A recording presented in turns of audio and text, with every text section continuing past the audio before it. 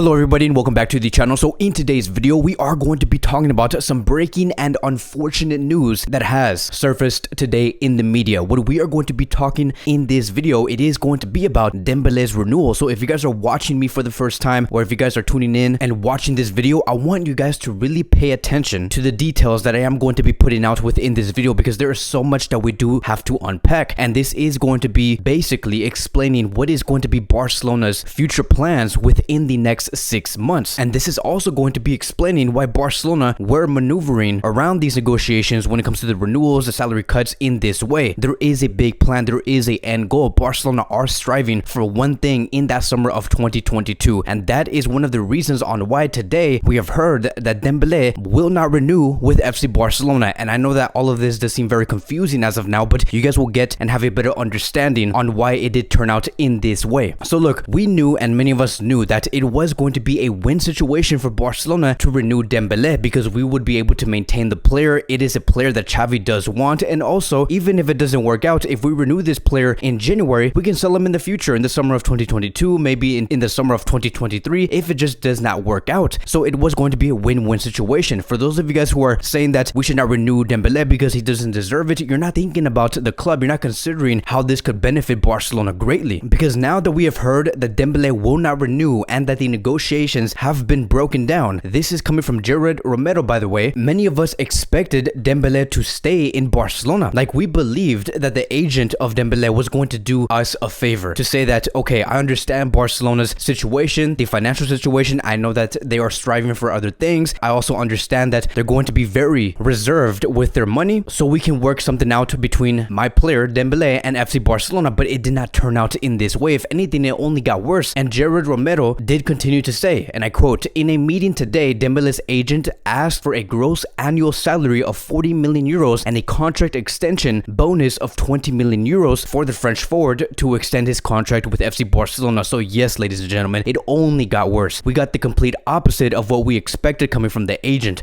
The fact that you want to ask 40 million euros per season from FC Barcelona, that was never going to happen. Like, that's never going to happen, and especially in Joan Laporta's era. And so let's continue. FC Barcelona are now willing to accept bids for around 50 million euros for Dembele in January, as they do not want him to leave for free, which I do understand. I understand that Barcelona now immediately wants to put him out for sale, because they're not going to pay him 40 million euros per season with a bonus of 20 million euros. That is outrageous. So this is a difficult moment for Joan Laporta and Mateo Lemon, because I know that it also does seem impossible to sell Dembele at 50 million euros when you know that that player is going to be for free in about 6 months. Many clubs are going to be looking at that and saying, why would we pay 50 million euros in January when we can get him for free in the summer of 2022? So there is a huge chance that Barcelona are going to let Dembele go for free. And the fact that we paid 111 million euros for this player, and now seeing that he's going to leave for free potentially, right? 99% confirmed, that is going to be a huge loss. And I'm guessing that the agent just did not really like the salary that Barcelona were offering. But to be very honest, that offer that Barcelona were giving out, it was a performance-based type of salary. If you perform good, you will get a higher salary. If you do not perform or bring results, you're not going to be getting the best salary. And in Barcelona's current situation, that is the most reasonable offer Barcelona could give. So it is a great way to handle contracts, a great way to pay out players. But the agent, it does seem like he just does not believe in his own player. He wants to have a set fixed salary, and he does not want to have his player be within a performance-based salary. And what's so crazy about this whole thing is that if the agent, right, of Dembele and the family members, whoever was involved within these negotiations, the craziest thing about this whole thing is that they knew that Xavi had Dembele in his plans, that he was going to add more emphasis on Dembele being a starter, to be one of the most dangerous players on the field. So I am so surprised to hear that they did not have some sense that Dembele was going to be one of the most important players for Barcelona. And when you become a very important player for this club, you're going to be performing well, and you're going to receive a higher salary. I just don't get why they would not take a offer like this. And just for a brief reminder, I'm going to be explaining why Barcelona are maneuvering in this way when it comes to contract negotiations and why they seem so reserved with their money. But now let's separate this conversation conversation, right? Because we were talking about the financial side of things. Now let's talk about the sporting side of things, because we can agree that the financial side of this whole thing is the worst case situation that Barcelona is going to have to go through. The sporting side, though, that is going to be for a different conversation, because now that Xavi is going to be losing a big time player, which will be Dembele, because we've seen Dembele generate so many chances, so many ways for Barcelona to score on the field. We saw what he was doing in the past 45 games. He was going to become one hell of a player under Xavi Hernandez. What does Barcelona and Xavi Hernandez do next? Because I'm assuming that Dembele will be remaining with this club until the end of the season and leave for free. That is what I'm assuming. That is what I do think will happen, right? Now, I give it a 99% chance that it will happen. I think that regardless whether Dembele leaves in January or by the end of the season for free, Barcelona and Xavi need to start strategizing. How are they going to strengthen that front three? Are they going to buy another wide winger that is world class to strengthen that position, or should they buy a striker, move Ferran Torres on the right wing position, or should they have Ferran Torres as the striker, the main striker, and add more emphasis towards Abde, a player that is coming through a breakout season? We know the type of things that Abde could bring on the field. We know that he is very talented, a player that works hard, a player that is committed. So there's so many ways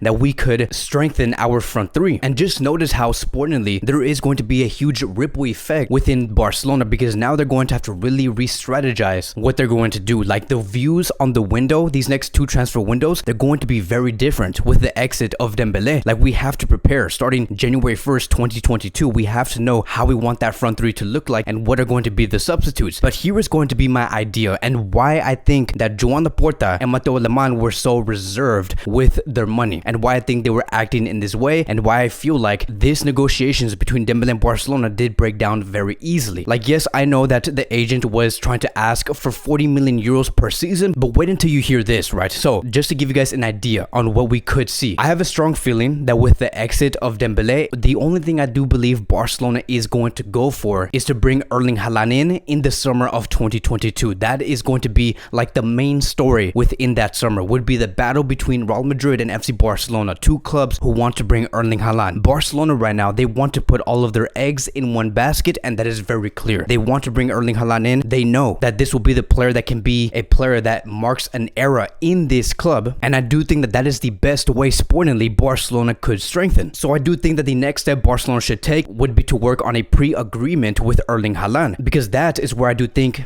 things are going to go, and why I think that Barcelona were asking for low salaries for all of the players and also looking for free transfers, because we even do have a report coming from Santiago Valle, who has stated that there was a message coming from the sources within Dembele's environment, and they have said exactly this. They tell us that there is no money for the renewal we want, but they want to sign Erling Haaland, and that is why I do say this is the reason why Barcelona are so reserved with their money, why the negotiations have completely broken down, and why Barcelona are very strict on how they want to pay out these players. It is because they want to reserve their money to bring in Erling Haaland. The sources coming from Dembele have basically put out information that Barcelona did not want to put out. Barcelona want to put all of their eggs in one basket and bring in Erling Haaland immediately, and the best way that they can, to be competitive against a team like Real Madrid, who is also going to be a club that wants to bring this player in. So here is going to be my final thoughts. The way that all of this did turn out, it has been extremely disrespectful. Like, after seeing so many injuries and setbacks from this player, and the fact that many fans still stood behind him for him to do well, I just can't believe that the agent had the audacity to demand 40 million euros per year with a 20 million euro bonus, when he knew exactly that Barcelona would not be able to afford that. And because we are in the early stages of this transfer window, which will start on January 3rd, of course Barcelona is going to try and convince Dembele and his agent that they should reconsider and to accept the contract offer that Barcelona did give. But I do see these negotiations falling apart. Dembele and the agent have also said that the only way they could renegotiate and have another meeting would be if they work around the conditions that they were demanding, and that is basically it. Like, I don't think that Barcelona is going to want to work with the conditions that the agent is demanding, because again, they want to work and have money to bring in Erling Haaland in the summer of 2022. It does make a lot of sporting sense, because if Haaland comes in, we can just work with Abde. He can become a real reliable right winger, and then have Ferran Torres also be a reliable right winger, and there you go. I would have Ansu Fati on the left, Haaland as the striker, and